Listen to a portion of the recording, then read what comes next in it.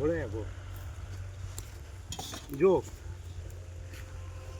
આ રીતનો ચીલ હોય જો આ રીતનો ચીલ અમે તો ને અમને ઓને બહુ ભાવે જો ઓને ને ઓને 4-5 દિવસ છે ને 4-5 દિવસ જેવા ઓને કઢી બહુ ભાવે કઢી એટલે બિયા 500 ગ્રામ નાખીને જો એવી જોરદાર કઢી બનાવશે ને હું તો ને 4-5 દિવસે કઢી બનાવે ત્યારે તો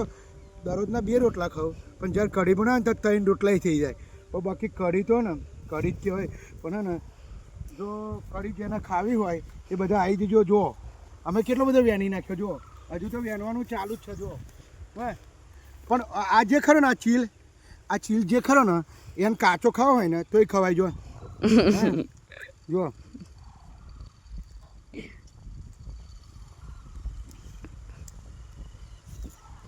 જો આમ તમે કાચો ખાવ ને તોય કશું ના થાય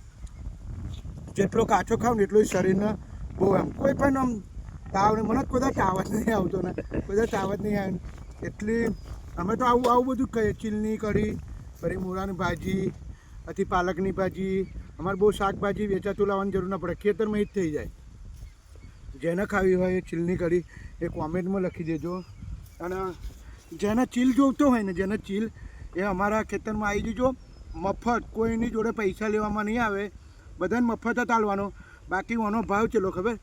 1 કિલો કદાચ જો લાવવો હોય ને સિટીમાં જઈને તો 500 રૂપિયા કિલો હશે અને અમારા ખેતરમાં આખું ખેતર જો આખું ખેતર અમારું ભરેલું હોય એટલે જેને જોઈતો હોય ને એ આવી જજો અને કોમેન્ટમાં લખી દેજો કે ચીલની કઢી કેવી બનાવે